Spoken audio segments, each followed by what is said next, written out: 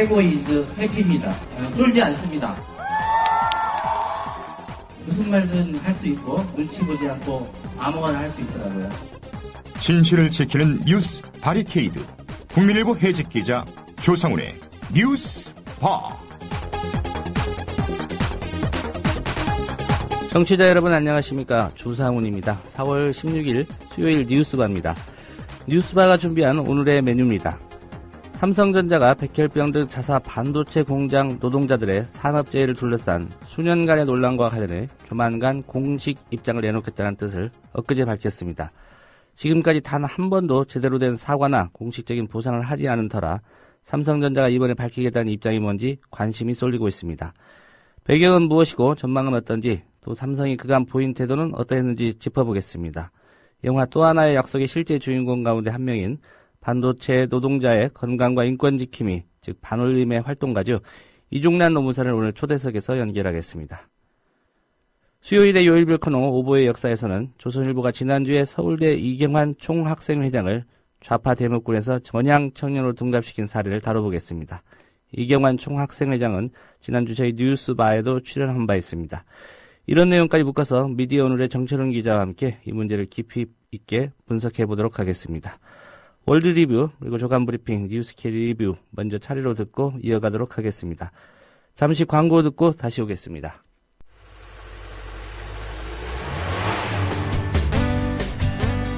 새로운 시작, 새로운 여행, 대한민국 투어. 대한민국 투어는 45인승, 28인승, 리무진 등 다양한 관광버스를 보유하고 있으며 최고의 서비스와 저렴한 가격으로 모든 차량을 이용하실 수 있습니다. 차량 문의는 1599-2686, 1599-2686. 여러분의 편안하고 안전한 여행길, 대한민국 투어가 함께합니다. 결혼식, 가족여행, 세미나, 네이버나 다음에서 대한민국 투어를 검색하세요. 45인승 리무진, 일반 버스, 35인승 버스, 28인승 리무진, 25인승 버스. 서울, 경기, 인천 어디서나 1599-2686.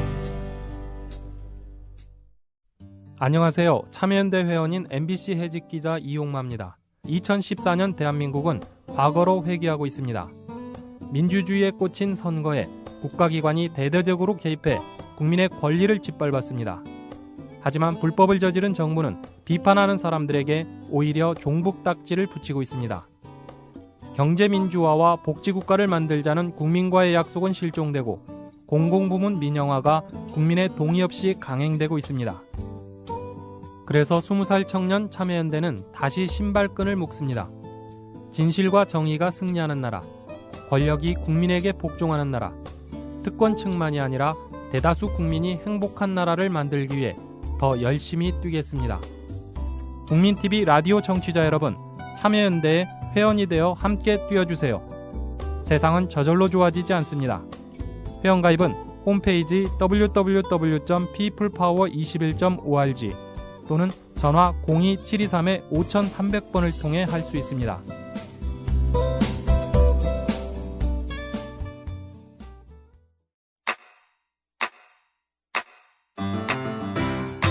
국민 라디오 지지하는 4가지 방법 아시나요? 다운로드하기, 별점 주기, 댓글 달기, 구독하기. 국민 라디오를 보다 많은 이들에게 전할 수 있는 가장 손쉬운 방법. 다운로드하기, 별점 주기, 댓글 달기, 구독하기. 잊지 마세요.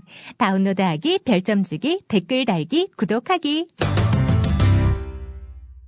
Breaking news regarding missing Malaysia Airlines Flight 3. So the United States is lowering the threshold for American. 日本と同じで現地生産やってるから意味がないんです。环球消费调查，我们来说一种特殊的旅游。近年来呢，出国旅游。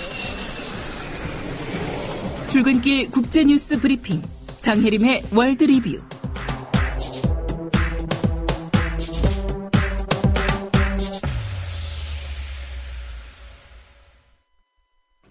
네, 밤사이 주요 국제뉴스 브리핑입니다. 장혜림 캐스터입니다. 안녕하십니까? 네, 안녕하세요. 네, 올해 퓰리처상 수상자 결정이 됐는데 에드워드 스노든이 제공한 비밀문서를 바탕으로 미국 NSA의 전세계 사찰활동 보도한 워싱턴 포스트 그리고 영국 가디언지가 선정이 됐다고요? 네.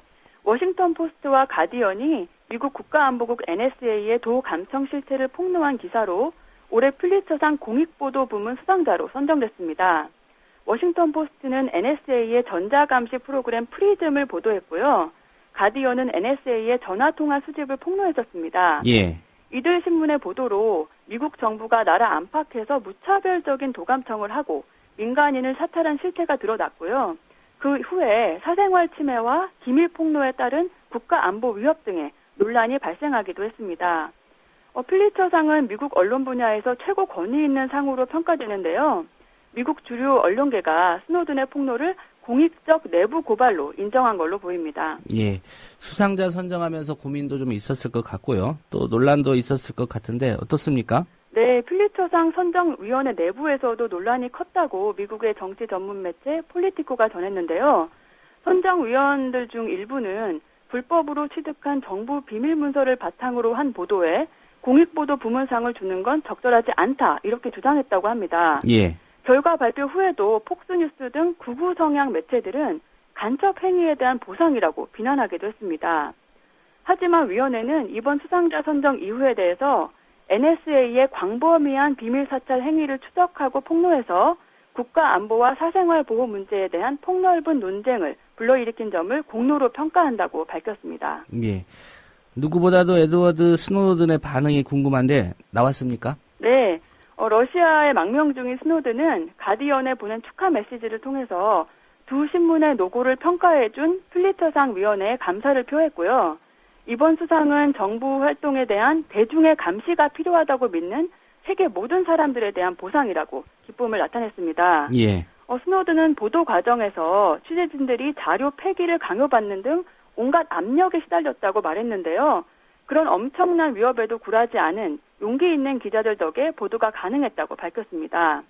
또 이번 퓰리처 위원회의 결정으로 언론의 자유가 얼마나 중요한지 깨달았다고 덧붙였습니다. 예.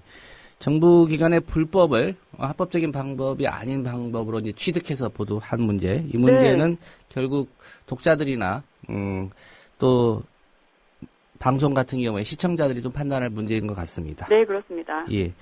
중일 전쟁 당시에 강제에 동원된 중국인들 이번에 또 일본 기업을 상대로 소송을 제기했다고요? 네.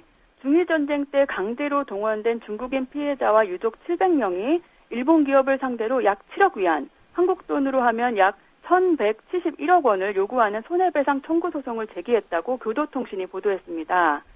이들은 미쓰비시 그룹의 산둥성 현지 법인 2개 업체를 상대로 지난시에 있는 고급 인민법원에 소장을 제출했다고 신문은 전했습니다. 예. 이들은 일본 기업이 금전적 배상뿐 아니라 중국과 일본의 주요 언론에 4대 성명을 게시하고 지난시와 칭다오시에 피해자 위령비를 건립하라고 요구하기도 했습니다. 예. 최근 중국에서 이 강제동원 피해 배상 소송 좀 잇따르고 있는데 이게 중국 내 그 반일 감정 그런 분위기와도 좀 무관하지는 않은 것 같습니다. 네, 그렇습니다. 2010년에 산둥성 강제동원 피해자들이 1인당 10만 위안의 손해배상을 요구하는 소장을 법원에 제출했지만 그 당시에는 수리되지 않았고요. 그 후 또 피해자와 유족 37명이 일본 코크스 공업 주식회사와 미쓰비시 머티리얼 등의 일본 기업을 상대로 손해배상 청구 소송을 내기도 했었습니다. 예. 지난달 18일 베이징 제1중급 인민법원이 이것을 받아들이면서 그 이후로 소송 제기가 이어지고 있습니다. 교도통신은 최근 강제동원 피해 배상 소송 가운데 이번에 제기된 것이 원고가 가장 많고 속가 총액도 가장 크다고 전했습니다. 예. 상황이 이런데 아베 총리 모처럼 중국과 대화를 시도하고 있다 이런 얘기인데요. 네. 후야오방 전 중국 공산당 총석의 아들이 일본을 방문했었다고요? 네. 지난 8일에 후야오방 전 중국 공산당 총서기의 장남인 후더핑 전 전국인민정치협상회의 상무위원이 일본을 방문해서 아베 신조 총리와 비공개로 면담했다고 어제 아사히 신문이 보도했습니다. 예. 후 씨의 일본 방문은 일본 외무성의 초청에 의한 것인데요. 아베 총리는 시진핑 국가주석과 친분이 있는 후 씨를 통해서 중일 관계 개선을 희망한다는 입장을 시 주석에게 전했을 것으로 보입니다. 예. 일본 인사가 중국을 방문한 소식도 있습니다. 고노 전 일본 관방장관이 중국 부총리를 만났다고요? 네. 고노 전 일본 관방장관이 일본 국제무역촉진협회 회장 자격으로 어제 중국을 방문해서 왕양 중국 부총리와 회동했다고 지지통신이 보도했습니다. 고노 전 관방장관은 일본군 위안부 강제동원을 인정하고 사죄한 고노다마를 발표한 인물인데요. 예. 작년 12월 아베 총리가 야스쿠니 신사에 참배한 이후에 중국의 지도급 인사가 일본 요인과 1대1로 만난 건 이번이 처음이라고 합니다. 두 사람은 양국 간 경제교류 활성화 방안 외에도 센카쿠 열도 갈등의 해결책 등 양국 관계 정상화 방안에 대해서도 의견을 나눴을 것으로 추정됩니다. 예. 이런 일본과 중국의 움직임, 무엇보다도 우리 정부가 좀 지켜봐야 될 것 같습니다. 네. 네, 일본 정부가 독도가 일본 땅이라고 주장하는 소책자 새로 제작해서 공개했다고요? 그렇습니다. 일본 외무성은 지난달 제작한 다케시마 법과 대화에 의한 해결을 지향하며라는 10쪽 분량의 소책자를 최근 홈페이지에 게시했습니다. 이번 책자는 영어와 일본어 두 가지 판으로 게시됐고요. 독도가 역사적인 사실에 비춰보든 국제법으로 따지든 명백히 일본 고유 영토라는 주장을 담고 있습니다. 예. 최근 일본 외무성에서도 센카쿠 열도의 영유권 주장하는 소책자 만들지 않았습니까? 네. 아베 총리 내각은 독도와 센카쿠 열도 등의 영유권 주장을 명확히 한다는 방침인데요. 한국 외교당국은 일본 외무성이 홈페이지를 개편하면서 일본의 그런 주장을 강화하고 있는 것으로 보고 있습니다. 예. 지난주에 좀 화제가 됐던 소식이었습니다. 베네수엘라 여성 언론인 귀환에 납치됐다고 전해드린 적이 있었는데 다행스럽게 무사히 귀환했다고요? 네, 월요일에 그런 거를 보도드렸는데요. 피라빈 민영방송 언론인이 납치된 지 8일 만인 지난 14일에 풀려났다고 베네수엘라 일간지가 보도했습니다. 예, 다행스러운 소식인 것 같습니다. 네. 오늘 소식 잘 들었습니다. 네, 감사합니다. 네, 장혜림 캐스터의 국제뉴스 브리핑이었습니다.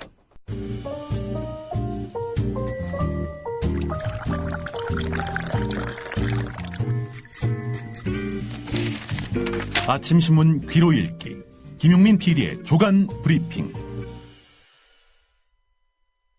네, 김용민 PD와 함께하는 조간 브리핑입니다. 어서 오십시오. 네, 안녕하십니까. 예, 지방선거 소식부터 좀 정리를 해봐야 될 것 같습니다. 예. 자, 지난 14일에 경남지사 후보자 선출대회에서 최종 승자로 홍준표 현 지사의 이름이 불려졌죠. 예. 자, 대회장을 찾았던 친박계 지도부와 친박계 의원들의 얼굴이 일제히 굳어졌습니다. 경선 결과 발표 직전만 하더라도 박완수 전 창원시장, 이 경쟁자 아닙니까? 예. 홍준표 지사의 박완수 전 시장이 어렵게 정말 간신히 이길 수 있다라는 관측이 적지 않았습니다. 박완수 전 시장이 여론조사에서는 홍준표 지사에게 뒤지지만 친박계 의원들의 조직적인 지원에 힘입어서 선거인단, 즉 대의원, 당원, 국민선거인단 투표에서 앞설 수 있다고 본 것입니다. 예. 그런데 홍준표 지사는 여론조사는 물론이고 선거인단 투표에서도 박완수 전 시장을 앞서서 51.7% 대 48.3%로 이겼습니다. 당 관계자는 경남지사 후보 경선 결과는 여론조사 지지율이 낮은 후보를 당심으로, 그러니까 박심으로 밀어붙이는데 한계가 있음을 보여줬다, 이렇게 평가했습니다. 예. 오늘 조선일보 오면 기사였습니다. 한마디로 박근혜 대통령의 의중이 먹히지 않는다. 예. 뭐 이런 얘기입니까? 그렇습니다. 자, 이런 와중에 국민일보 일면 기사가 단연 눈길을 끕니다. 예, 어떤 내용입니까? 중앙선거관리위원회가 새누리당 경남도지사 후보로 선출된 홍준표 지사 측의 경선운동 과정에서 불법적 요소가 있다고 보고 조사를 진행하는 것으로 밝혀졌다는 일면 기사입니다. 선관위가 혐의를 두고 있는 부분은 공직선거법에서 규정된 선거사무소, 선거연락소 외에 선거운동을 위해 유사기관을 설치했다는 의혹인 것으로 알려졌습니다. 경남 진주시 선거관리위원회는 새누리당 경남도지사 경선 이틀 전인 지난 12일 경남 진주시에 위치한 홍준표 지사 측근의 사무실에서 불법 선거운동 의혹을 발견하고 예. 선거인 명부 등 증거 자료를 압수해 갔다고 합니다. 말하자면은 경남의 언펜션이었던 것이죠. 한마디로 얘기해서. 진주 선관위는 홍준표 지사 측 인사들을 불러서 조사한 것으로 전해졌습니다. 예. 뭐 선관위가 조사를 하고 있다니까 예. 결과는 지켜봐야 될 것 같은데 네. 이게 만약에 사실이라면 공직선거법에 저촉이 되는 겁니까? 예, 그렇습니다. 공직선거법 89조는요. 법률이 정한 선거사무소, 선거연락소, 선거대책기구 외에 공직 후보자를 위한 시설을 새로이 설치할 수 없도록 규정하고 있습니다. 공직선거법 89조를 위반할 경우 3년 이하의 징역 또는 600만 원 이하의 벌금에 처하도록 되어 있습니다. 선관위는 홍 지사 측이 진주 외에 다른 경남 지역에서도 이와 유사한 시설을 운영했다는 의혹에 대해서도 조사하고 있는데요. 예. 선관위는 또 홍준표 지사 측의 다른 의혹에 대해서도 조사를 실시하는 것으로 알려졌습니다. 물론 이제 홍준표 지사 모르게 측근들이 과잉 충성심에서 불법적인 행동을 저질렀을 가능성도 배제할 수 없는데요. 이렇게 된다면은 홍준표 지사는 법률적 책임에서 자유롭습니다. 하지만 그 반대라면, 그러니까 홍준표 지사가 알고도 예. 최소한 묵인했다면 엄청난 정치적 논란과 법적 파장을 이야기할 것이 분명해 보입니다. 국민일보 기사가 이렇게 마무리 지어집니다. 특히 홍준표 지사가 친박 주류가 밀었던 박완수 전 창원시장을 새누리당 경선에서 물리쳤기 때문에 정치적 파장이 확대될 수 있다. 이렇게 말이죠. 예. 새누리당 입장에서는 홍준표 현 지사에 대한 공천을 철회할 수도 있고요. 네. 또 여기에 홍준표 지사가 반발한다면 네. 무소속으로 나올 수도 있고, 예. 뭐 여러 가지 경우의 수가 가능할 것 같습니다. 뭐 그렇게까지 전망하는 것은 예단 아니냐 이렇게 보실 분들이 있을지 모르겠습니다만은 예. 오늘 동아일보 기사를 보면 말이죠. 그런 전망이 예단만은 아닐 수도 있겠다 이런 생각이 듭니다. 예, 어떤 내용입니까? 새누리당이 부정경선 후보에 대해서 첫 공천 철회를 했습니다. 6.4 지방선거에 출마하는 새누리당 서울 강동구청장 후보인 임동규 전 국회의원이 당내 경선 과정에서 재건축, 재개발, 아웃소싱 요원을 동원해서 이 금품을 뿌렸다는 그런 의혹이 동아일보 보도를 통해 그제 나왔지요. 예. 새누리당은 임동규 강동구청장 후보에 대한 공천을 전격 철회했습니다. 선거 초반에 불거진 부정선거 논란에 대해서 새누리당은 중앙당 공직후보자 추천관리위원회를 열고 이 문제를 긴급 안건으로 올렸어요. 4시간의 논의 끝에 이 후보 자격을 즉시 박탈했다는 겁니다. 대신에 최용호 전 강동구 구청장을 후보자로 선정했다고 하는데요. 앞으로 후보자 공천 과정에서 제기되는 공직선거법 위반 사항을 철저하고 단호하게 처리하겠다. 김재원 중앙당 공천관리위원회 부위원장이 밝혔습니다. 김재원 의원 잘 아시는 대로 대표적인 친박 중진이죠. 저 김무성 의원에게 형님이라고 했던 고개 숙이는 그분 맞습니까? 예. 하여간 그러니까 상당한 예를 표했던 기준들이 홍준표 경남지사 후보에게도 적용이 된다면 그리고 제기된 의혹이 사실이라면 어쨌든 새누리당 내부적으로는 상당히 좀 논란이 커질 것 같습니다. 결국 선관위가 홍준표 지사가 알고서 운용한 불법 사무실이었다는 점을 후보 등록 이전에 규명해낸다면은 결국 이 홍준표 찍어내기 아니냐라는 의구심을 갖지 않을 수 없게 될 것으로 보이는데요. 어쨌든 뭐 불법이면은 뭐 대상이 누구라도 응분의 처분이 있어야 하는 것은 마땅한 일입니다. 예. 오늘 중에 아마도 홍준표 지사가 어떤 입장 표명을 하지 않을까 이렇게 예상이 됩니다. 뭐 저희 우리 국민 라디오가 뭐 새누리당 인사들도 좀 인터뷰를 해야 되는 거 아니냐 이렇게 주문하시는 분들이 많이 계십니다. 저희가 부단히도 접촉을 하고 있습니다. 특히 홍준표 지사에게도 접촉을 했었는데요. 나 안 나갈란다. 그런 답변을 들었다는 점을 여러분들께 말씀을 드립니다. 이 상황과 관련해서 나올지도 모르겠습니다. 한번 다시 시도를 해보죠.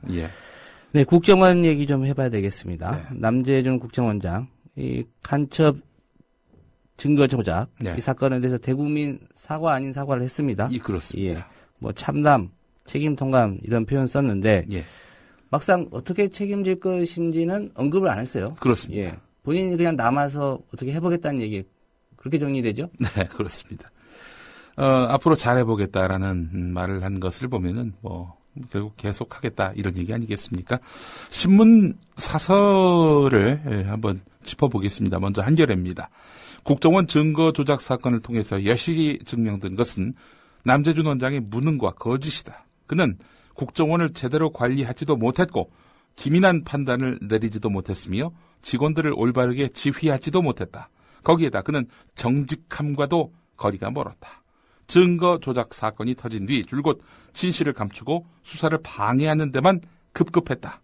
국정원의 조직 특성을 고려한다면 위조는 없었다는 내용의 자체 보고서가 만들어진 것부터가 남재준 원장의 직접적인 관여 없이는 어려운 일이라는 것이 일반적인 관측이다. 이렇게 이야기하고 있습니다. 예. 한국일보 관점도 좀 궁금한데 어떻습니까? 예. 남재준 사퇴하라. 이런 주장은 같습니다. 다른 내용을 보자면 아울러 간첩 증거 조작 사건도 특검을 도입해서 재수사해야 한다. 국정원 대공수사처장의 지시 또는 묵인 아래 과장 2명과 공모해서 간첩 사건의 증거를 조작했으며 수사검사들의 공모나 이게 위조된 거 아닐까 하는 그런 의심, 인식도 없었다는 검찰의 발표를 믿는 국민은 별로 없다. 국가정보기관이 사법체계를 흔들고 헌법 정신을 훼손한 중대한 사건을 이렇게 얼버무리고 간다면 이 나라의 정의는 바로 설 수 없다. 한국일보 사설은 이렇게 마무리됩니다. 예, 어제 대부분의 언론들이 이 점을 지적했습니다. 이건 네. 정쟁의 문제가 아니라 예. 이 나라 민주주의를 할 것이냐 말 것이냐. 그렇죠. 국가기관과 국민의 신뢰의 문제다. 그렇습니다. 이런 지적이 맞는 것 같습니다. 네. 조중동의 반응이 궁금합니다. 어떻습니까? 네. 중앙일보와 조선동아의 논조가 다릅니다. 중앙일보 사설 역시 상식선입니다. 남재준 사퇴를 요구했는데요. 예. 이런 내용이 주목됐습니다. 이런 상황에서 박근혜 대통령이 남재준 원장을 경질하지 않은 것은 이해하기 어렵다. 박 대통령이 남재준 원장에게 환골 탈퇴의 노력을 주문하고 재발 방지에 책임을 맡기는 것은 아니란 상황인식이다. 국가정보기관이 증거를 조작하고 국정원 요원, 협조자의 신분을 노출시킨 것은 도저히 용서할 수 없는 범죄다. 총체적 책임을 져야 할 남재준 원장은 개혁을 지휘할 자격이 없다. 그는 스스로 사퇴해야 한다. 이렇게 목소리를 높이고 있는데요. 그러면서 이렇게 마무리됩니다. 사설이요. 국정원 개혁의 요체는 견제받지 않는 권력을 견제받는 권력으로 정상화하는 것이다. 견제받지 않는 권력으로 국정원을 놔둘 수는 없다라는 점. 이 점이 중앙일보 사설의 논지입니다. 예. 관심을 가질 수밖에 없는 게 박근혜 대통령이 존경하는 방상훈 사장이 사주로 있는 네. 조선일보가 어떻게 썼느냐 이거 아니겠습니까? 예, 그렇습니다. 자, 조선일보가 불과 며칠 전만 하더라도 남재준 원장의 사퇴를 요구하지 않았습니까? 그러자 동아일보가 뒤따라서 사퇴를 요구했고요. 자, 근데 어제 박근혜 대통령이 말이죠. 유임을 하겠다. 이런 입장을 분명히 했단 말이죠. 오늘 조선일보 사설이 그래서 더욱 주목됐는데요. 문제는 남재준 원장 유임 이후다. 이제는 이런 어이없는 사태가 되풀이되지 않겠느냐는 것이다. 그래서 국정원이 세계 정보 역사에 남을 망신에서 벗어나 대북 정보 방첩 능력을 제대로 발휘할 수 있을 것이냐는 것이다. 대통령이 남재준 원장을 경질할 가능성은 없다면서 예. 이런 사설을 쓰고 있는데요. 일단 남재준 원장의 유임이 확정이 됐으니 이거는 결국 따라야 되는 것 아니냐. 이런 논지가 흐르고 있습니다. 예. 다음 부분에서 더욱 확실해집니다. 남재준 원장은 어제 북한의 4차 핵실험 위험, 다량의 무인기에 의해 우리 방공망이 뚫린 엄중한 시기에 국정원이 새로운 기틀을 마련할 수 있도록 국민 여러분께서 기회를 주시길 간곡히 부탁드린다고 했다. 어쨌든 기회는 다시 주어졌다. 남재준 원장이 이를 마지막 기회로 여기고 자신을 혁신하고 국정원을 진정한 국가 파수꾼으로 바꿔주기를 바랄 따름이다. 조선일보 사설은 이렇게 끝납니다. 예, 결국은 조선일보가 유임을 결정했고요. 네, 조선일보가 유임을 결정했습니다. 예. 열심히 잘하라. 이런 격려와 분부가 있었습니다. 조선일보 사설에서요. 예. 남재준의 유임 가능성은 거의 100%가 됐습니다.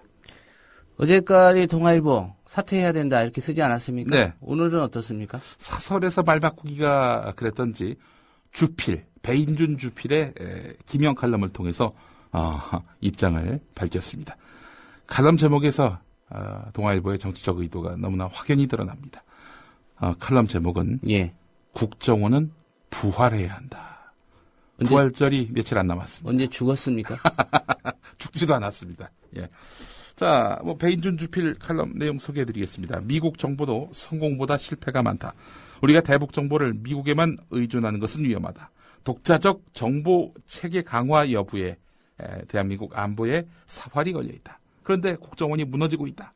간첩 잡는 수단은 세계 어느 나라보다 까다롭고 제한적이다. 수사요원들은 차라리 간첩을 놓치는 것이 잡는 것보다 안전하다. 대북 정보 첩보 활동과 공작에 대한 정치적 지지는 바닥이다. 이런 상황에서 북한은 도발이라는 작은 전쟁을 끊임없이 획책하고 있다. 그 와중에 정보 실패는 안보의 뚝을 허물고 말 것이다. 국정원이 부활해야 하는 이유다. 이렇게 칼럼이 매듭지어집니다. 부활할 땐 부활하더라도 원수 암덩어리인 부정과 거짓 이 환부부터 도려내고 부활하는 것이 국정원을 위해서도 좋은 거 아니겠습니까? 예. 이 동아일보 정신 나간 칼럼이 오늘 실렸습니다. 예. 중앙일보가 사설에서 지적했듯이 네. 결국 문제는 박근혜 대통령 아니겠습니까? 그렇습니다. 예. 임명권을 갖고 있으니까 네. 본인이 판단하면 될 텐데. 자, 한국일보 3면에 관련 기사가 있습니다. 박근혜 대통령과 청와대는 그동안 주요 국가 현안에 제동이 걸릴 때마다 인사관리 원칙에서 벗어난 행태를 고수해왔다.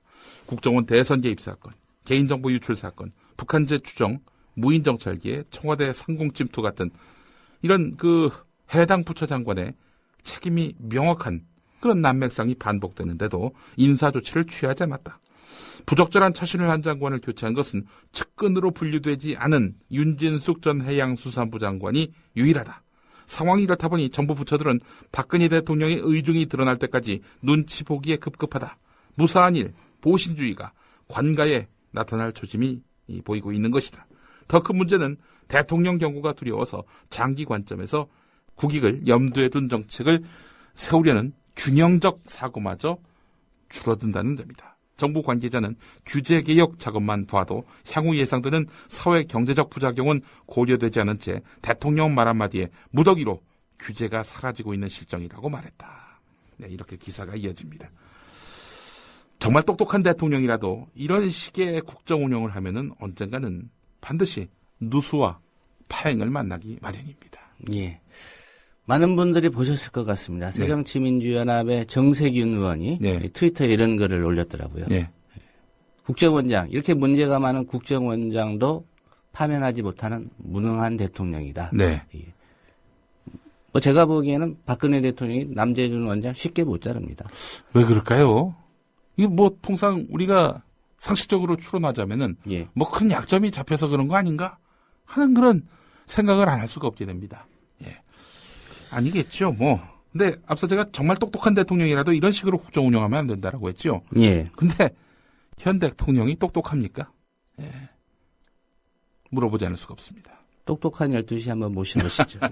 그래서 한번 검증해 볼까요? 이게 검찰의 수사 결과 발표 이후에도 좀 관심이 가는데요. 이게 추가 기소 가능성이 있는지 하고요. 또 형법 적용했단 말이죠. 이 국가보안법 적용 사실상 어렵지 않습니까? 물론 민변에서 이 수사 관계자들 고발도 하고 그랬습니다만 어떻게 될 것 같습니까? 관련 기사가 한국일보에 있습니다. 검찰이 국정원 관련자들에게 국가보안법 대신에 형법을 적용하고 남재준 국정원장과 담당 검사에게 무혐의 처분을 내린 것에 대해서 부실 수사라는 지적이 제기되지만 법원 재판 과정에서 수정되기는 어려워 보인다는 겁니다. 이 한국일보 기사가 아니라 경향신문 기사군요. 법원 안팎에서는 검찰이 국정원 관련자들을 보안법상 무고 날조가 아니라 모해 증거 위조 같은 형량이 낮은 형법을 적용해서 기소했다는 의혹이 짙더라도 법원이 나서서 취할 그런 어떤 방법은 없을 것이란 전망이 나온다는 겁니다. 형사소송법상 검찰이 적용한 죄명이 실제 적용돼야 할 죄명과 다르면 재판부가 직접 검찰의 공소장 변경을 명령할 수 있습니다. 그러나 이때는 명백히 잘못된 죄명을 적용했다는 것이 입증돼야 하는데요. 애매하지 않습니까? 예. 이 해석의 문제도 있는 것이고요. 죄명 적용에 논란은 있지만 명백한 오류가 있다고 판단하기는 어려워서 재판부가 공소장 변경을 요구하기는 쉽지 않아 보인다라고 말을 했습니다. 예. 자, 그렇다면은 형법보다는 국가보안법을 우선 적용해야 한다는 이런 표현을 쓰더라고요. 박범계 의원이. 국가보안법의 아버지. 황교안 법무부 장관의 책 내용만 우습게 됐습니다. 예. 개정판이 나올지도 모르겠습니다. 개정판이 나올 수도 있겠어요. 예. 이 사법제도 중에 재정 신청이라는 것도 있지 않습니까? 그렇습니다. 남재준 국정원장을 비롯해서 국정원 고위 간부들과 간첩사건 담당 검사들에 대해서 검찰이 불기소 처분 내린 것에 대해서 재정 신청을 통해서 추가 기소하는 방안도 있지 않겠는가 하는 그런 기대 섞인 전망도 나오고 있는데요. 예. 근데 재정 신청은 말이죠. 고소고발 사건에 대해서 검사가 불기소 처분을 내렸을 때 고소고발인이 이에 불복해서 법원에다가 기소 여부를 판단해달라고 신청하는 건데요. 법원은 보험자의 직접적 피해자의 고소 사건에 대해서는 재정 신청을 폭넓게 받아들이고 있지만 고발 사건에 대해서는 재정 신청 대상을 엄격하게 제한하고 있습니다. 이번 사건, 증거조작 사건의 이 고소고발 당사자는 유우성 씨가 아니라 제3자인 천주교 인권위원회입니다. 자, 그렇기 때문에 이번 증거조작 사건은 재정신청 대상에 포함되기 어렵다는 평가가 나오고 있습니다. 네. 상황이 이러니까 민변이 경찰에 이 사람들을 고발한 게 아닌가. 예. 그런 판단이 섭니다. 글쎄 말입니다. 예. 예. 무인기에 대해서 의문을 표시한 새정치민주연합의 정청래 의원. 예. 조선일보가 공세를 이어나갔군요. 네, 그렇습니다. 정청래 의원은 조선일보는 물론이고 TV조선과의 인터뷰도 거부하는 대표적인 안티조선 국회의원입니다. 안티조선을 표방하고 배지라는 거 쉽지 않습니다. 사실 노무현 전 대통령 이후로 정청래 의원이 거의 유일하지 않겠는가라는 생각을 해보는데요. 정청래 의원은 지난 11일 국회에서 북한 무인기 소동이라는 표현을 써가면서 언젠가 누군가 응당한 책임을 져야 할 날이 올 수 있다 이렇게 말을 했지요. 이게 무인기가 북한제냐? 그거 맞느냐라고 당시 통일부 장관에게 물었던 겁니다. 자, 이에 대해서 조선일보가 대대적으로 문제 삼고 나섰는데요. 정 의원이 주장하고 트위터 등 SNS에서 떠도는 음모론을 북이 그대로 이어받고 있다. 2012년 천안함 폭침 때와 똑같다. 당시 SNS 등을 통해서 좌파 세력이 각종 음모론을 폈고 야당은 끝내 천안함이 북한 소행인지 여부에 대해서 명확한 입장을 밝히지 않았다. 이런 태도는 결국 북이 의도했던 남남 갈등을 키우는 데 결정적인 역할을 했다. 여전히 2012년 천안함 사건이 북에 의한 폭침이다. 라고 규정을 하고 있고요. 또 이번 무인기가 과연 북한제이냐와 관련해서 각종 그 의혹들이 난무하고 있는 상황에서 조선일보는 아예 못을 받고 있습니다. 이게 사실이다, 진실이다. 자, 그런데 왜 사실이고 진실인지 객관적인 증거, 근거를 내놓지 않고 있습니다. 국방부가 그런 말을 했으니 믿어야 되는 거 아니냐 이러고 있습니다. 제가 어제도 말씀드렸습니다만 이게 뭐 과학을 물어보는데 종교로 답하는 이런 그야말로 이 난독증 환자들의 답변을 조선일보가 계속 이어가고 있는 겁니다. 예, 사설 제목이 이렇습니다. 조선일보요. 야당 대표 정청래 공개 경고. 이래야 음모론 발 못 붙여. 훈수도 좋습니다. 예. 이렇게 해야 국민의 생각이 달라질 것이다. 야당을 바라보는. 그렇게 되면 재집권의 길도 열린다. 네. 예. 야당이 재집권하는 길을 조선일보가 알려주고 있습니다. 정청래 내쫓아라 뭐 이런 얘기인 것 같습니다. 예. 확실한 건요. 조선일보가 누구의 이익을 대변하는 신문이냐 하는 점입니다. 야당이 이런 조선일보의 주장을 경청한다는 것은 이게 참 바보 같은 행동인 거죠. 예. 조선일보 관련해서 짚을 내용이 또 있다고요? 아마 마지막 소식이 될 것 같은데요. 예.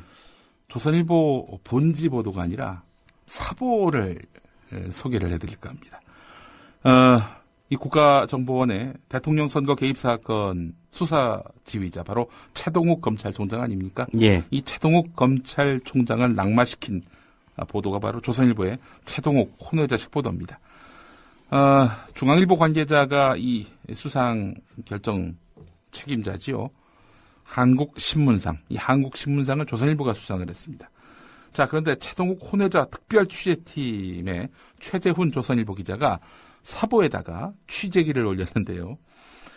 특별 취재팀의 최동욱 사생활 보도에서 강효상 편집국장이 큰 역할을 했다고 적었습니다. 예. 강효상 편집국장은 취재 과정에서 결정적 위기 때마다 해법의 열쇠를 건네주는 해결사 역할을 했다라면서 취재 내용을 꼼꼼히 체크하면서 취재 방향을 제시했을 뿐 아니라 고비고비마다 굵직굵직한 정보를 취재팀에게 건네줬다 이렇게 밝혔습니다. 예. 자, 이와 관련해서 신경민 새정치연합 의원이 지난해 10월에 발언한 것이 있습니다. 곽상도 전 청와대 민정수석이 8월 중순경에 강효상 조선일보 편집국장을 만나서 최동욱 총장과 최 총장의 혼외자로 알려진 임모 씨 모자의 개인정보를 넘겨줬다고 이렇게 신경민 의원이 주장한 바 있습니다. 예. 이에 대해서 곽상도 전 수석과 강효상 조선일보 편집국장은 이 같은 주장이 사실 무근이라고 밝혔어요. 그리고 2013년 9월 18일자 조선일보에 실린 김창균 부국장 겸 사회부장의 칼럼에는 우리는 고공전, 즉 높은 사람들끼리 정보 거래를 하지 않았다. 모든 취재 기자들이 보병전을 통해서 얻어낸 정보다. 이렇게 밝혔거든요. 예. 자, 그런데 조선일보 사보를 보니까 이 보병들은요, 고공전 덕이었다. 이렇게 말하고 있습니다. 예. 결국은 취재 기자들이 발로 뛰어서 이거 특종한 거다라고 주장했는데, 예. 알고 보니 처음에 제기됐던 그런 의혹들을 예. 조선일보 사보에서 인정한 셈이네요. 그렇습니다. 예. 자, 그렇다면은 이 한국신문상은 조선일보 기자들이 아니라 청와대 곽상도 수석에게 안겨줘야 되는 거 아니겠습니까? 좀 더 넓게 간다면 예. 강효상 편집국장. 아, 그렇죠. 공동 수상하면 되겠네요. 예. 예. 오늘 여기까지입니다. 예, 김용민 PD였습니다. 잘 들었습니다. 예.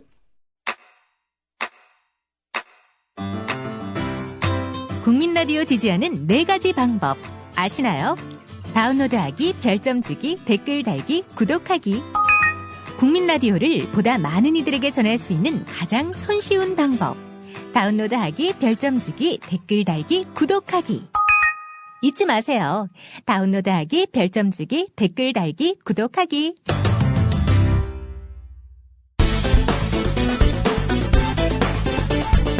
(2조) 넘는 주식을 팔아야 하나. 서울시장 선거 출마할지 말지 정몽준 새누리당 의원의 고민은 깊었습니다. 그런데 출마를 결행했습니다. 자신감이 생긴 겁니다. 정 의원의 자신감은 자신이 최대 주주로 있는 현대중공업 주식을 처분하지 않아도 서울시장직을 수행하는데 문제가 없다는 해석이 나오고 있기 때문입니다. 서울시장과 울산 현대중공업은 관련이 없기 때문에 직무상 괜찮을 것이다라는 자신감의 표현이신가요? 어떻습니까? 제가 이제 앞으로 만약에 서울시장에 당선이 되면요.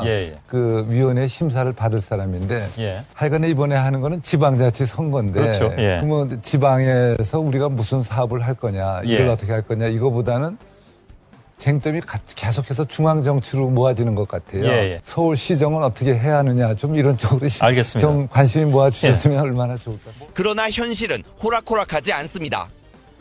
정 의원이 최대 주주로 있는 현대중공업과 서울시장과의 업무 연관성 여부에 대해 여전히 논란이 있기 때문입니다. 만약 업무 연관성이 있는 걸로 판명되면 서울시장 당선 후 한 달 안에 주식을 팔거나 금융기관에 신탁해 처분하도록 해야 합니다. 하지만 현대중공업은 단순히 배를 만드는 회사일 뿐 아니라 태양광 사업이나 로봇 산업 등으로 사업을 다각화한 상태입니다. 또 현대오일뱅크, 호텔현대, 하이투자증권 등 계열사만 26곳을 거느리고 있어 이 부분에 대한 해석도 전문가마다 다릅니다. 최대 경쟁자인 김황식 전 총리가 이걸 놓칠 리 없습니다. 저는 이제 제가 법률가 아닙니까? 그러시죠? 법률가인데 제가 법률가 아닙니까? 그러시죠? 법률가인데 그리고 이명박 대통령께서 시장 취임하시고 현대중공업 주식을 일부 가지고 계셨는데 그때 직무 관련성이 있다고 해가지고 이렇게 처분을 했습니다. 네. 처분을 했고 또 지금 현재도 서울시가 과거 5년 동안에 현대중공업과 사이에 한 150억 정도 구매 계약을 체결을 했습니다. 그리고 문정지구에 또 현대중공업이 약 700억 정도를 사업 참여를 통해서 투자를 했습니다. 그리고 그 밖에 현대중공업과 관련이 있는 많은 계열사들이 서울에서 활동을 하고 있습니다. 이런 점을 비춰본다 한다면은 저는 직무 관련성이 없다고 볼 수는 없다. 이렇게 생각을 하는데, 그렇게 되면은 만약 직무 관련성이 있어서 처분을 해야 된다 한다면은 그게 한 2조 상당이 되는데. 그렇죠. 하지만 정몽준 의원은 법대로, 즉 심사 결과를 따르겠다는 원칙론만 밝히는 상태. 하여간에 저는 만약에 당선되면 그 법 절차에 따르겠다는 말씀을 드리겠습니다. 네. 김황식 총리는 그걸로 끝날 문제가 아니라고 말하고 있음. 과연 이것이 원만히 국내에서 처분될 수 있을 것인지, 만약 국내에서 처분되지 않으면은 외국 자본이 들어와야 되는 문제인데, 그 과정에서 현대중공업이 가지고 있는 방위산업의 위치, 또 인류 조선 기술을 가지고 있는 그러한 회사인 것을 상정한다면은 굉장히 우리 경제에 어떤 파장을 미칠까, 이런 우려, 걱정이 있습니다. 그렇기 때문에 저는 이것이 직무관련성이 있어서 처분을 해야 된다고 보고요. 그런 경우에 제가 우려하는 그런 문제들을 해결이 돼야 되지, 그렇지 않고 그저 막연히 취임해서 시장이 돼서 그 문제가 제기돼서 처분을 해야 된다 한다면 그 법에 따르겠다, 이런 상태로서는 우리 서울 시민들 입장에서는, 또 국민들 입장에서는 굉장히 불안한 상태다. 아, 2조 원 어치. 2조면 0이 몇 개인가요? 정몽준 의원님의 노는 물이 다르네요. 그러다 보니 서민 버스값을 과연 아실 수 있었겠나 싶네요. 지금 버스 기본 요금이 얼마인지 혹시 알고 계십니까? 버스요? 네. 이거 굉장히 어려운 질문을 하시는데, 요즘 카드로 타죠? 카드로 타는데, 한 번 탈 때, 한 70원 하나요? 응? 네, 1,000원입니다. 네? 1,000원. 그러니까 버스 종류가 여러 가지 있는 거 아닌가요? 네, 기본이 1,000원입니다. 알겠습니다. 많이 배웠습니다. 그래도 배우려는 자세는 멋지세요.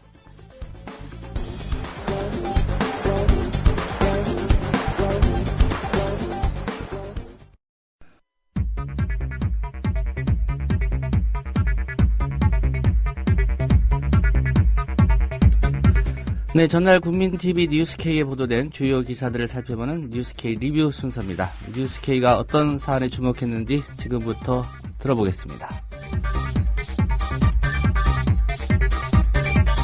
네, 그제 검찰이 국정원 간첩 증거 조작 사건의 최종 수사 결과를 발표했습니다. 그리고 박근혜 대통령, 남재준 국정원장, 황교안 법무장관이 잇따라서 사과 성명을 냈습니다. 여러분은 어떻게 보셨습니까? 뉴스K는 이쯤에서 사건을 덮겠다는 정권의 의지로 풀이했습니다. 들어보시겠습니다. 서울시 공무원 간첩 조작 사건에 국정원 직원들이 개입한 사실이 밝혀지자 대통령과 국정원장이 결국 오늘 사과했습니다. 그러나 오늘 사과 발표의 의미를 정확히 규정해보자면 국정원장에게는 책임을 안 묻고 마무리를 하겠다는 대국민 선언이었습니다. 취재 PD 전화 연결해 보겠습니다. 곽보아 PD. 네, 곽보아입니다. 네, 박근혜 대통령 사과 발언부터 전해 주실까요? 박근혜 대통령이 국정원의 간첩 증거 조작 사건에 대해 사과하고 강한 유감을 나타내며 국정원 개혁을 주문했습니다.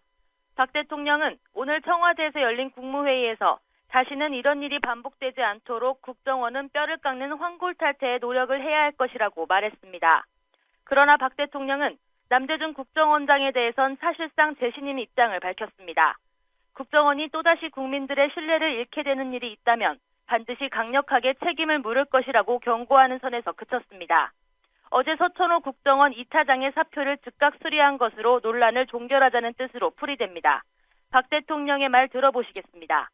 유감스럽게도 국정원의 잘못된 관행과 철저하지 못한 관리 체계의 허점이 드러나서 국민들께 심려를 끼쳐드리게 되어 송구스럽게 생각합니다. 또다시 국민들의 신뢰를 잃게 되는 일이 있다면 반드시 강력하게 책임을 물을 것입니다. 네. 자, 박 대통령 사과에 앞서서 남재준 국정원장의 대국민 사과도 있었습니다만 거취 문제에 대한 얘기는 없었어요. 네, 그렇습니다. 사과는 했지만 빗발치고 있는 사퇴 요구에 대해선 침묵을 지켰습니다. 남재준 국정원장은 오늘 기자회견을 열고 간첩 증거 조작과 관련해 국민 여러분께 심려를 끼쳐드리게 됐다고 말했습니다. 또 이번 일을 계기로 그동안의 수사 관행을 다시 한번 점검하고 과거의 잘못된 관행을 완전히 뿌리 뽑아 다시는 이런 일이 반복되지 않도록 뼈를 깎는 개혁을 추진해 나갈 것이라고 말했습니다. 수사 관행과 절차를 혁신하기 위한 특별팀을 구성해 쇄신책을 마련하겠다며 다시 한번 자체 개혁을 약속했습니다. 논란이 됐던 대공수사권 폐지에 대해서도 급박한 남북 정세 등을 언급하는 것으로 거부의 뜻을 나타냈습니다. 남 원장은 북한의 미사일 발사와 무인기 등을 언급하고 국민 여러분께서 기회를 주시길 간곡히 부탁드린다며 국정원 본연의 업무인 대공수사 능력을 한층 강화하겠다고 밝혔습니다. 남 원장은 사과문을 읽은 뒤 기자들의 질문을 받지 않고 곧바로 브리핑룸을 떠났습니다. 네, 간첩 조작 사건이 이 정도로 봉합이 될 수 있을까요? 쉽지 않을 것으로 보입니다. 오늘 동아일보가 남재준 국정원장의 사퇴를 촉구하는 사설을 썼습니다. 조선일보와 중앙일보, 문화일보는 사퇴를 직접 거론하진 않았지만 국정원의 총체적 부실을 지적했습니다. 보수 언론들은 남재준의 국정원으론 상황을 끌고 가기 어렵다고 판단한 것으로 보입니다. 청와대는 이 같은 여론의 흐름을 봐가면서 적절한 시기에 국정원장을 교체하는 카드를 빼들 것으로 전망됩니다. 네, 그런가 하면 민주사회를 위한 변호사 모임, 민변이 증거조작 수사팀을 고발했다는 소식이 있더군요. 검찰이 아니라 경찰에 고발했다. 이유가 뭡니까? 특검이 없는 상황에서 검찰을 수사할 수 있는 곳은 경찰밖에 없기 때문이라고 민변은 설명했습니다. 민변 소속 변호사들은 오늘 오전 대검찰청 앞에서 증거조작 수사 결과를 규탄하는 기자회견을 열고 서초경찰서에 남재준 국정원장을 포함한 국정원 주요 간부와 유우성 씨 사건을 담당했던 2명의 검사, 증거조작 사건을 수사했던 서울중앙지검 수사팀 소속 검사 2명 등 총 8명을 국가보안법상 특수직무 유기죄와 무고날조죄 등의 혐의로 고발했습니다. 이광철 변호사는 증거조작 범죄 가담자인 검찰에 수사를 맡기는 건 옳지 않고 특검이 받아들여지지 않아 경찰에 고발한다고 말했습니다. 이재화 변호사는 검찰이 수사 주체가 아니라 국정원의 심부름꾼이라고 스스로 인정했다고 검찰을 비난했습니다. 민변은 서초서 민원실에 고발장을 접수하면서 철저히 수사에 엄히 처벌해주기 바란다고 말했습니다. 국민TV 뉴스 곽보아입니다.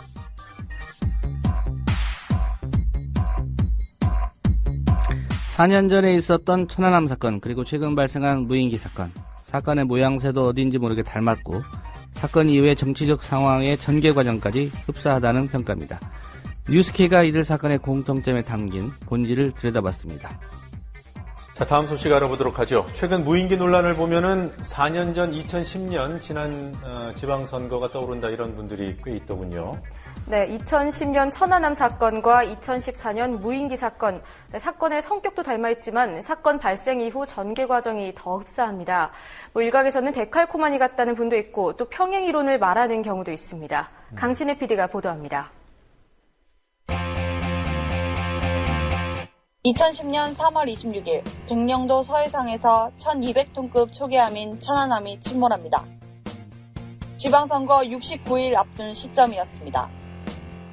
2014년 3월 24일 경기도 파주의 한 야산에 추락한 무인 항공기가 발견됩니다. 역시 지방선거 73일 전이었습니다. 사건 초기 정부는 결론을 유보하는 신중함을 보였지만 언론을 통해 북한 소행이라는 축축성 보도들이 나왔습니다. 무인 항공기가 발견된 직후 언론은 북한죄를 의심했지만 오히려 정부가 유보적인 입장을 보였습니다. 정부가 공식적으로 북한 소행에 무게를 두기 시작한 시점도 비슷합니다.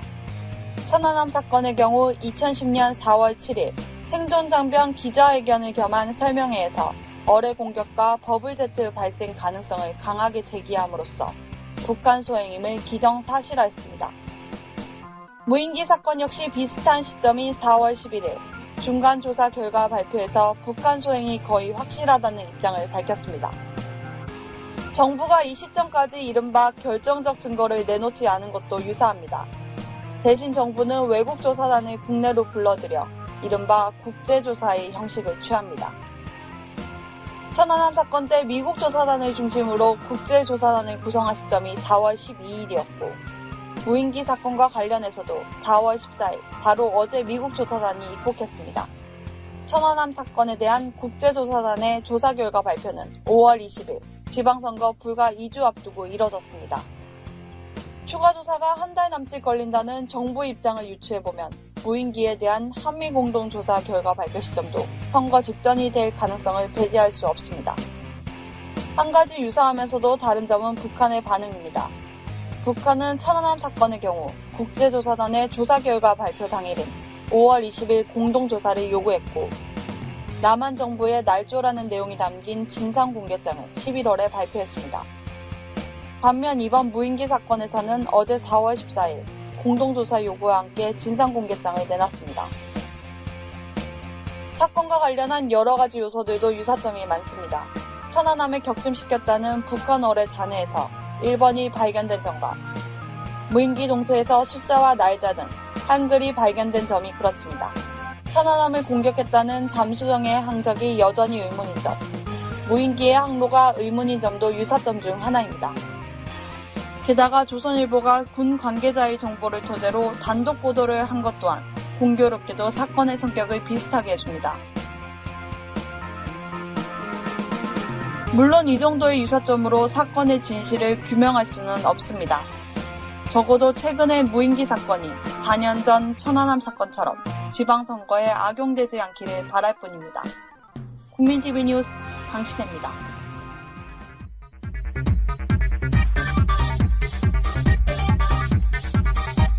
네, 오늘 준비한 뉴스K 리뷰는 여기까지입니다. 국민TV 뉴스K는 평일 오후 9시에 방송됩니다. 청취자 여러분의 많은 시청 기대하겠습니다.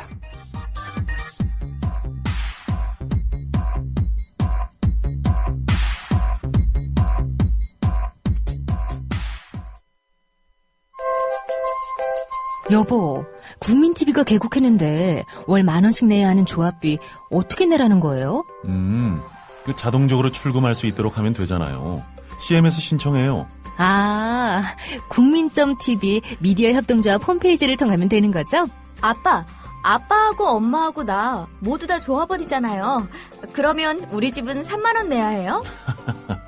꼭 그렇지는 않아. 가구 전체가 조합원이면 아빠만 대표로 내도 돼. 김용민입니다. 10,000원도 좋습니다. 그러나 자라는 꽃과 나무에 물을 더 주는 심정으로 자발적인 추가 조합비 납입을 해주셔도 감사하겠습니다. 우리의 꿈, 아직 진행형이잖아요.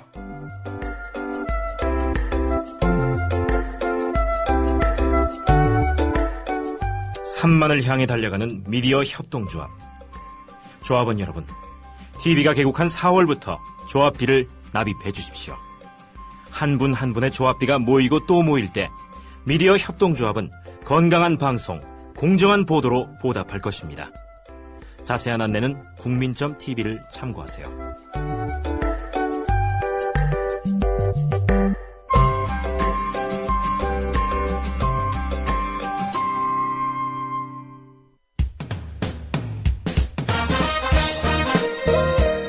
균형 잡힌 시각, 정직한 분석, 조상훈의 뉴스바.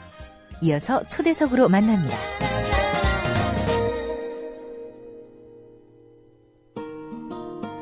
네, 얼마 전이 삼성전자 반도체 공장에서 일하다가 백혈병으로 숨진 황유미 씨의 7주기였습니다. 지금 이 순간에도 수많은 노동자들이 황유미 씨와 비슷한 일을 겪으며 고통 속에서 하루하루를 보내고 있습니다.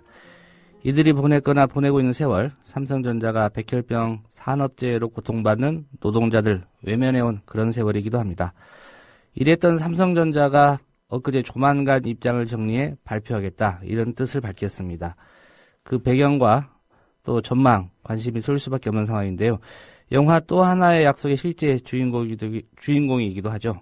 반도체 노동자의 건강과 인권 지킴이 반올림에서 활동하고 있는 이종란 노무사 오늘 전화로 연결했습니다.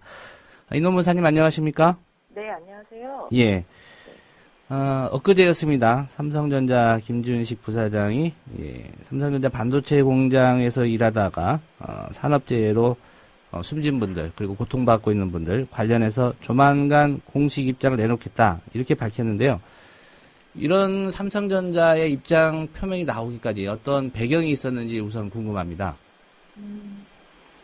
일단 뭐 직접적인 계기가 됐던 게 있고, 그다음에 뭐 배경이라고 하면 좀 이 문제가 이제 불거진 지 이제 7년째가 되었고, 예. 그동안 많은 삼성 직업병 피해자 가족들이 끈질기게 싸워오면서 많은 국민들이 이 사실들을 알게 되고, 이 삼성을 보는 시선이 곱지 않은 여론들이 분명 존재를 하고요. 예.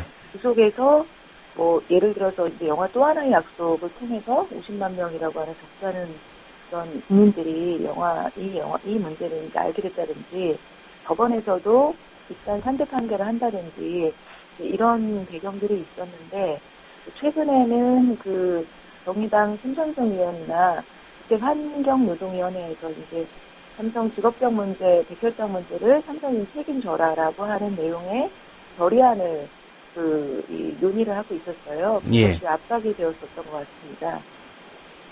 예. 그 말씀하신 그 환노위의 움직임이라든가 그 정의당 심상정 의원의 이런 그 요구사항들이 있었습니다. 뭐 공식 사과, 또 제3의 중재기구 구성을 통한 보상, 직업병 재발방지 대책 등 이른바 3대 요구사항, 이렇게 보도가 됐는데, 일각에서는 이게 그 반올림의 공식적인 입장과는 좀 사전에 논의가 된 바 없다, 이런 보도도 있었는데요. 예, 이 부분에 대해서는 사전에 심상정 의원실과 어떤 논의가 없었습니까? 일단은 저희가 심상정 의원실과 이제 논의를 했었던 거는 국회에서 이 문제를 해결하기 위한 결의안 내용을 어떻게 만들어야 되는지에 대해서 저희 내용을 이제 반영하겠다라고 얘기를 하셔서, 예. 저희가 이미 이제 삼성 쪽에 이제 구성 요구안을 보내놓은 내용이 있거든요. 예. 삼성이 피해자들과 이 안전관리 소홀에 대해서 공식 사과하고, 그리고 재발방지 대책을 마련을 하고, 그리고 보상을 해야 된다. 이 세 가지 내용에 아주 구체적인 내용을 좀 담아놨는데, 이 내용을 그 결의안 내용에 담을 수 있도록 이렇게 내용을 썼어요. 예. 그런데 이제 결의안은 그렇게 담겼는데, 이게 이제 삼성 쪽에 아마도 제안을 할 때, 저희는 교섭을 통해서 이 사과 보상 재발방지 대책을 논의를 해야 된다라는 내용이었는데, 이것을 이제, 삼성전자 쪽에서는 제3의 중재기구 구성을 통한 보상, 이런 제3의 중재기구라는 말이 갑자기 좀 튀어나와서, 예. 그것은 저희와 사전에 논의한 바가 없는 내용이다. 라고 얘기를 좀 하는 중입니다. 예. 그 제3의 중재기구 구성을 통한 보상이라는 거는 삼성전자 측에서 제기한 겁니까? 아니면 그 심상정 의원실에서 이른바 중재안 형태로 제안을 한 겁니까? 이게 심상정 의원실에서 제안을 한 건데요. 그래서 저희도 이제 그 부분에 대해서 어떻게 된 건지 해명을 요구를 했는데, 보니까 그게 국회 내에서 논의하는 과정에서 이게 아무나 다 보상할 수 있는 거 아니지 않느냐 이런 쪽으로 주장하는 의원들이 있었고, 그것에 대해서 그 독립적이고 그런 객관적인 그런 기구를 설치하는 데 있어 이런 식으로 가볍게 생각을 하셨다는 거예요. 예. 근데 이제 저희하고 소통을 못했고, 그런데 이제 삼성 쪽에서는 그 얘기를 마치 보상에 대한 모든 논의는 제3자 중재기구를 통해서 하겠다는 식으로 받아들인 것 같고, 심 의원 측에서는 그런 뜻은 아니었다라고 지금 해명을 하고 있고 하는 상황입니다. 예. 중요한 거는 저희는 직접적인 피해 당사자들이 뭉쳐서 이렇게 있는 단체, 반올림과 삼성이 직접 교섭을 통해서 보상 문제도, 사과 문제도, 재발방지 대책 논의도 다 할 수 있는데, 그걸 갑자기 제3자 중재기구로 그렇게 얘기를 해버리면 삼성이 이 교섭에 전혀 응하지 않을 거라는 것이 굉장히 우려가 되어서 그런 내용은 저희가 받을 수가 없는 내용인 것 같습니다. 예. 그 이노무사님 청취자들이 좀 볼륨이 작다고 말씀하시는데 통화하실 때, 좀 가까이 말씀해 주셨으면 하고요. 네. 말씀하셨다시피 삼성전자 상대로는 이미 반올림에서 그 요구안 전달했고요. 그동안 네. 여러 차례 좀 교섭하자라는 말씀도 하셨는데, 네. 지난해 12월이었던가요? 첫 교섭이자 마지막 교섭 가진 이후에 사실상 진전이 없지 않았습니까? 네네네, 맞습니다. 예, 그간의 사정을 좀 설명을 해 주시죠. 일단, 이게 이제, 작년 12월에 이제 첫 교섭에 이른 것도 굉장히 오랜 시간 이제 힘들었다가 이제 가게 된 거였습니다. 원래는 작년 초에 이제 삼성이 직접적으로 대화에 나서겠다라고 해서 그때도 대대적으로 언론에 실렸었는데요. 예. 그러고 나서 1년이나 지난 뒤에, 그러니까 본 교섭에 들어갈 수 있었어요. 그 이유는 삼성 측에서는 보상만 우선 중심으로 협상을 하겠다고 계속했고, 저희 이제 반올림, 그러니까 피해자 가족을 포함한 반올림 측에서는 보상만 가지고는 안 된다. 사과와 재발방지 대책에 대해서 또 같이 얘기를 해야 된다 해서 그런 의제 등을 정리하는데 이제 거의 1년이나 시간이 걸렸어요. 예. 그래서 이 세 가지 사과보상 재발방지 대책에 대해서 다 논의를 하겠다라고 그 결정이 되고 본교섭을 첫 시작을 한 게 작년 12월이었는데요. 그런데 이제 그래서 저희가 12월에 이제 본교섭 들어가기 전에 우리가 생각하는 사과보상 재발방지 대책에 대한 우리의 요구안, 반올림 측의 요구안은 이거다라고 이제 삼성 쪽에 보냈는데, 예. 삼성에서는 그에 대한 자신들의 이제 자신들은 어떤 안을 가지고 있는지에 대한 것은 내놓지 않은 채로 계속 반올림이라고 하는 단체랑은 교섭을 못하겠다. 이렇게 얘기를 하고 이 자기네들이 하고 교섭을 할 거면 반올림 활동가들이 위임장을 가져오던지 그래라. 반올림은 권리 의무에 실체가 없다. 이런 식으로 좀 트집을 잡아서 내용에 대해서는 전혀 교섭 내용에 대해서는 전혀 들어가지 못하고 이 주체 문제로 굉장히 시기가 좀 붙어서 그 뒤로는 교섭을 계속 그 문제로 항상 열지를 않고 있는 상황이었습니다. 예. 제가 한 가지 궁금한 게, 이 네. 피해자 가족들 입장에서는 네. 반올림 통해서 교섭하겠다 이런 입장 변함이 없지 않습니까? 네네네. 예. 일단은 저희가 황유미 씨의 부친 되시는 황상기 네. 선생하고도 저희 인터뷰를 했었는데, 그때도 같은 얘기 하셨거든요. 네. 예. 그렇다라고 한다면, 삼성전자 쪽에서 위임장을 요구한다고 하면, 가족들이 이도무사님 포함해서 반올림에 계시는 활동가들께 위임장 써줄 수도 있는 거 아닌가라는 생각이 드는데, 그게 좀 미묘한 문제인가요? 그러니까 지금 말씀하신 게 일단은 삼성전자 쪽이 얘기를 하는 거는 반올림 활동가들이 참여를 하려면 피해자들의 위임장을 가지고 와라. 피해자들이 써준 위임장을 가지고 와라라고 얘기를 하는 건데, 예. 저희가 삼성전자 쪽에 얘기를 하는 거는 반올림이라고 하는 실체가 그 피해자들과 활동가들이 같이 뭉쳐있는 단체다.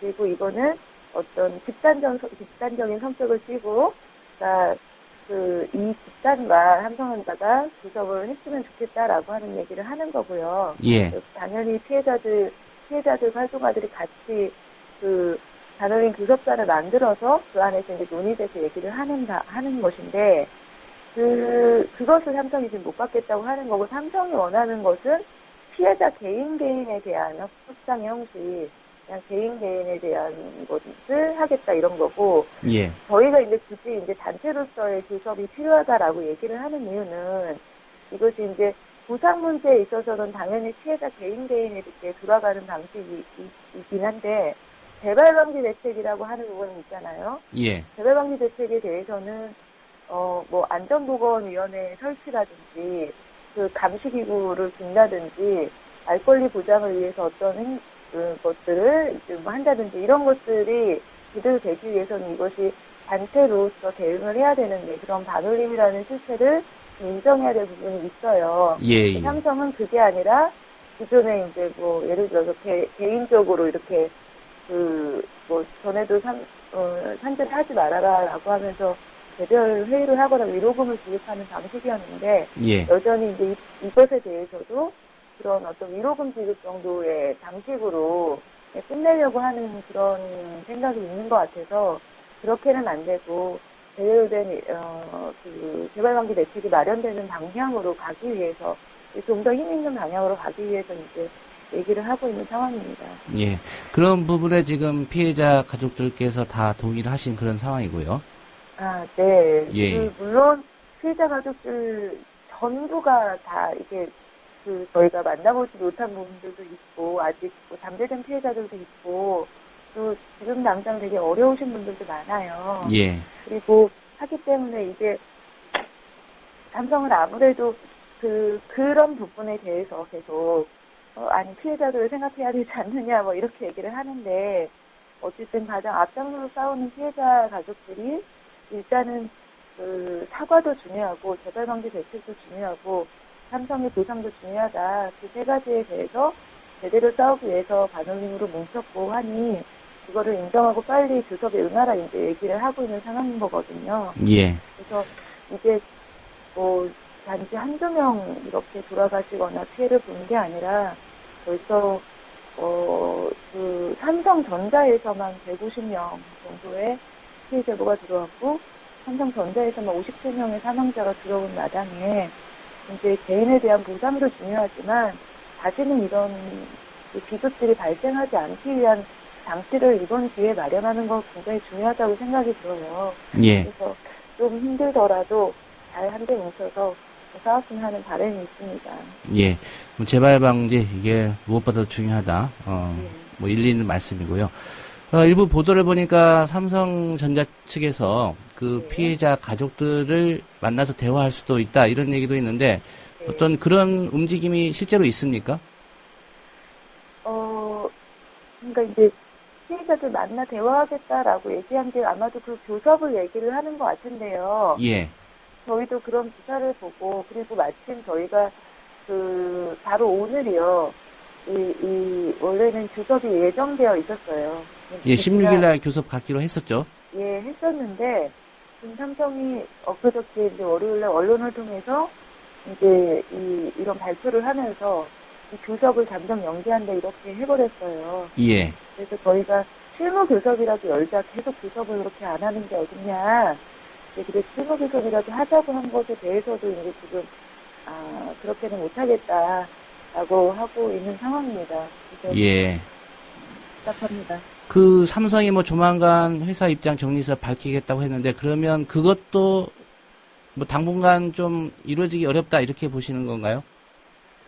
아니요. 일단은 회사 입장 밝히겠다고 하는 부분에 대해서는 밝힌다고 했으니까 밝힐 거라고 생각을 하고요. 예. 그래서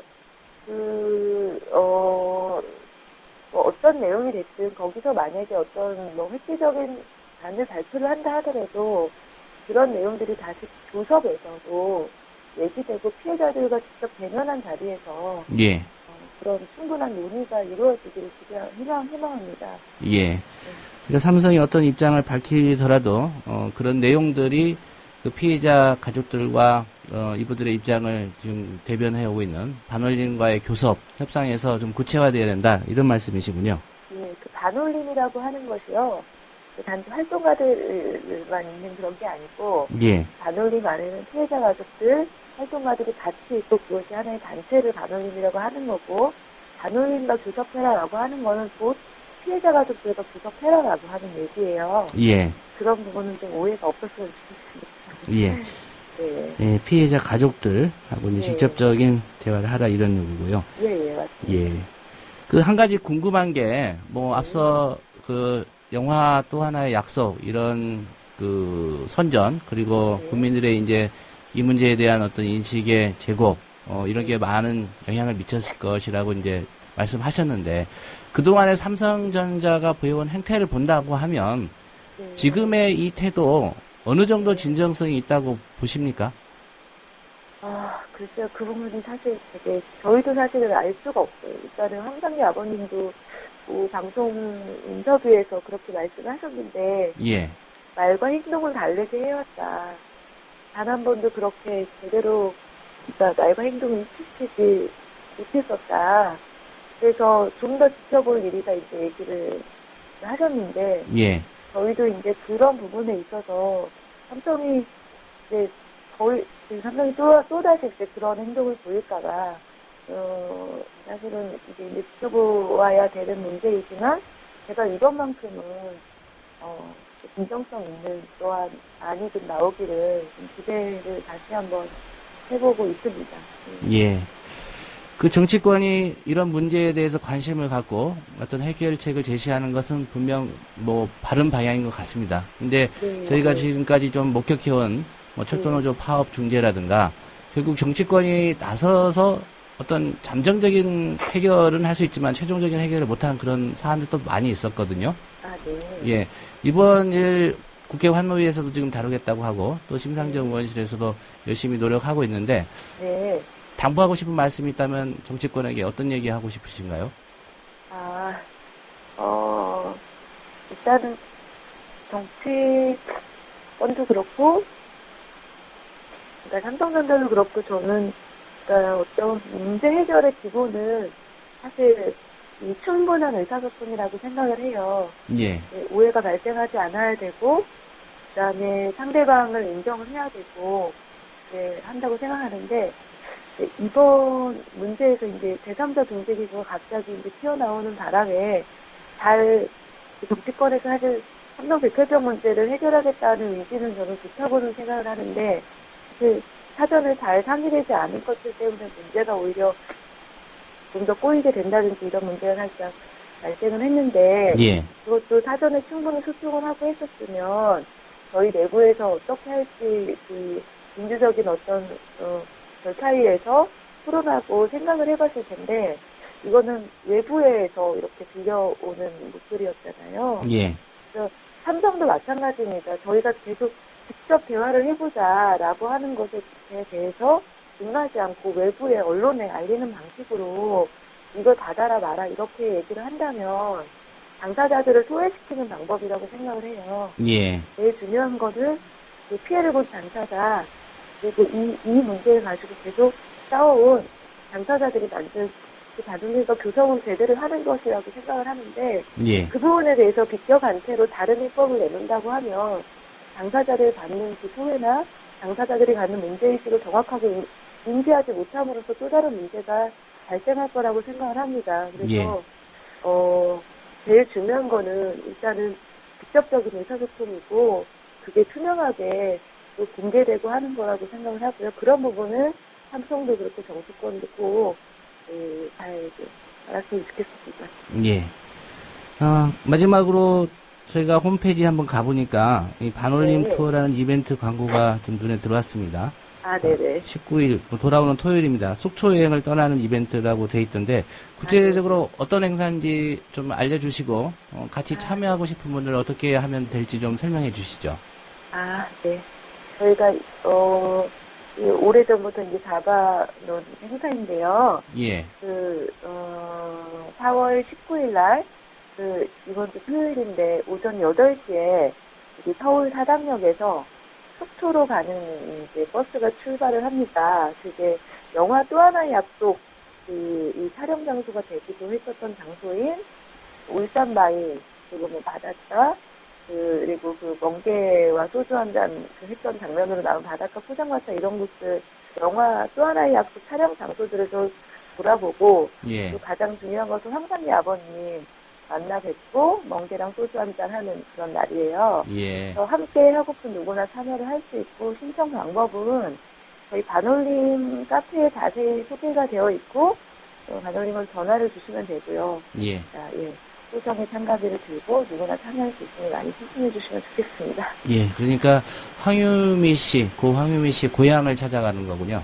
네, 맞습니다. 예. 아버님 네. 뵈러 가는 거고요. 예, 예. 예. 19일 토요일 오전 8시 사당역에서 출발하고 참여하실 분들은 반올림 카페 홈페이지에 가서 신청하시면 되는군요. 네. 예. 많은 분들이 함께 하셔서 의미 있는 행사 되기를 바라겠습니다. 오늘 말씀 고맙습니다. 아, 네. 예. 지금까지 반도체 노동자의 건강과 인권 지킴이 삼성전자 반도체 공장에서 일하다 피해 입은 분들과 함께하고 있는 반올림의 이종란 노무사였습니다. 또 하나의 공정 언론 국민TV 뉴스 한국의 오프라인 뉴스 온라인 여론, 국민TV 뉴스에 접속하시면 한눈에 만나실 수 있습니다. 또 하나의 진짜 언론, 국민TV 뉴스. 뉴스.국민.tv, 미디어 협동조합 국민라디오, 국민TV의 자매 인터넷 신문, 국민TV 뉴스에 지금 접속하세요.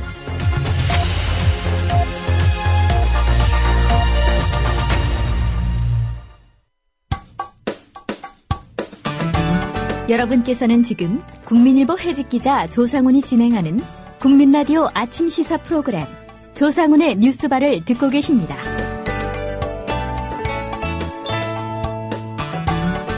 네, 지난주 뉴스바에 출연한 서울대 이경환 총학생회장 기억들 하실 겁니다. 당시 조선일보가 이경환 총학생회장을 좌파 대목군에서 마음을 바꿔먹고 실용 청년운동가쯤으로 묘사한 바가 있었습니다. 대표적인 보수 언론 속내를 좀 읽을 수 있는 그런 기사였는데요. 이후에 한겨레 신문도 그 이경환 총학생회장을 인터뷰했던 걸 제가 봤고요. 과연 이 조선일보 보도에 어떤 문제점이 있었는지 미디어오늘 정철은 기자와 함께 깊이 있게 분석을 해보겠습니다. 오보의 역사 수요일 코너죠. 함께 얘기 나눠보겠습니다. 정 기자님 스튜디오에 나오셨습니다. 안녕하십니까? 예, 안녕하세요. 예, 우선 조선일보 보도 내용부터 한번 살펴볼까요? 예, 그 조선일보 9일자 사회면 톱기사였습니다. 제목부터 굉장히 자극적이었는데요. 예. 친북 좌파 대목군이었던 나, 광우병 시위 때 운동권의 회의, 그날로 대목군 생활 접었다. 그러니까 조선일보가 서울대 총학생회장으로 최근에 당선된 이경환 씨 인터뷰를 내보내면서 이제 그를 운동권에 실망해서 전향한, 그러니까 반운동권 애국 보수 청년으로 이렇게 묘사했던 기사였습니다. 예. 그 조선일보의 기사 몇 대목을 보시죠. 그는 멋지게 보인다며 자발적으로 민주노동당 대학생 당원이 됐다. 평택 대출이 미군 기지 확장 반대 시위, 한미 FTA 반대 시위 등 적극적으로 시위 현장을 찾아다녔다. 그가 친북 좌파와 결별한 건 2008년 광우병 소고기 촛불 시위 때였다. 기사만 보면 이제 운동권이었던 서울대생이 운동권의 환멸을 느껴서 환골탈태한 뒤 서울대 총학생회장이 되었다. 뭐 이런 뉘앙스로 읽힐 만한 대목이었습니다. 예. 저희도 기사 조선일보 본 직후에, 과연, 이경환 총학생회장이 이런 인터뷰를 했을까 좀 의문이 들었습니다. 예.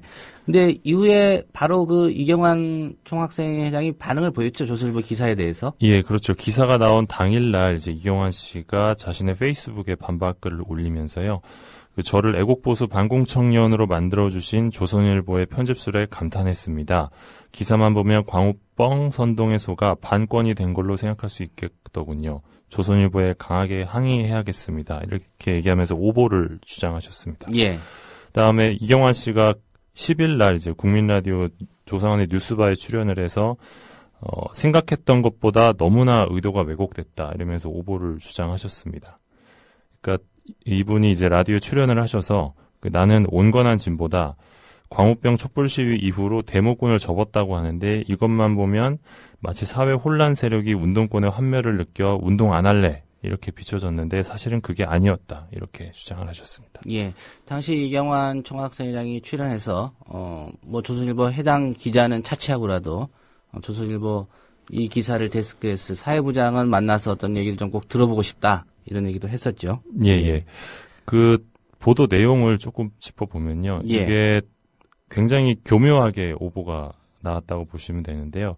그 이경환 씨가 이날 인터뷰에서 이제 뭐 그 조선일보 기자와 인터뷰에서 친북 좌파라는 표현도 썼고 예. 또 이제 운동권에 대한 비판적인 이야기도 한 거는 사실입니다. 근데 이 부분을 그러니까 하지 않은 이야기를 창조해내진 않았지만 그 마치 그러니까 사회 운동, 그러니까 기성 운동권에 갖고 있는 이경환 씨의 문제의식을 과장, 왜곡해서 그 전향으로 포장을 한 거죠. 그래서 여전히 이제 이경환 씨가 촛불 시위 이후에도 집회에 나갔고 또 빈도가 다만 크게 줄었던 것 뿐이었고 예. 또 2012년까지 통합진보당 대의원으로서 당적도 갖고 계셨고 또 현재 이제 세대별 노동조합인 청년유니온에서 3년째 대의원까지 맡고 계시면서 여전히 사회 운동을 하고 있다고 볼 수 있는 부분이 있고 본인도 또 그렇게 생각을 하고 있는데 예. 대목군 생활을 완전히 접었다는 식으로 보도를 한 거는 오보라고 봐야 될 것 같습니다. 그러니까 예. 기사의 뉘앙스만으로 보면 기사에서 이제 이경환 씨가 집회를 아예 나가지 않거나 기존 사회운동가의 환멸을 느껴서 데모권 생활을 접은 것처럼 비춰질 수밖에 없었는데 실제 이경환 씨의 어떤 생활 그리고 이경환 씨가 갖고 있는 생각은 그렇지 않았던 거죠. 그러니까 이경환 씨가 이제 뉴스바에서 이렇게 밝혔는데요. 나는 세계관이 바뀐 게 아니고 운동의 수단과 방법 면에서 다양성이 존중될 수 있다고 본다. 보다 많은 시민의 공감 속에 운동이 이어져야 한다. 뭐 이렇게 이야기를 했었습니다. 예. 이거는 근데 사실 정확하게 좀 짚자면 예. 그 오보라기보다는 좀 왜곡에 가까운 게 아닌가 이런 생각이 드는데 어떻게 봐야 될까요? 그러니까 오보로 보는 것과 왜곡으로 보는 게 어떻게 보면 종이 한 장 차일 수도 있는데 예. 일단 당사자인 이경환 학생회장께서 오보라고 주장을 하고 있기 때문에 오보의 관점으로 볼 수도 있는데 이 오보가 어떤 팩트체킹의 실수에서 비롯된 오보냐 또는 이제 고의적으로 사실관계를 왜곡하거나 그 글의 흐름 또 기사의 목적 방향 이런 것들을 조장을 해서 오보를 내느냐 이렇게 두 가지 차원이 있을 거라고 봅니다. 근데 예. 요건은 후자에 가깝다고 보고요. 조선일보가 해당 기사에서 이제 이경환 씨가 2012년부터 청년유니온에서 활동을 했고 또 그의 꿈이 병원비 걱정 없는 세상을 만드는 시민운동가라고 덧붙인 부분을 보면 예. 이 씨가 사회진보를 위해서 나름의 활동과 꿈을 갖고 있는 것을 인터뷰했던 조선일보 기자도 알고 있었을 거라고 유추해 볼 수 있는데요. 예. 그런 상황에서 이제 제목이 지나치게 자극적으로 나왔고 또 기사의 흐름도 그 운동권에서 반운동권으로 전향한 뉘앙스에 초점을 맞췄던 걸로 봐서는 이제 조금 더 왜곡에 가까운 오보라고 보시면 될 것 같습니다. 예. 뭐 사실관계가 뭐 잘못됐다. 뭐 그런 측면보다는 당연히 뭐 인터뷰를 했으면 예.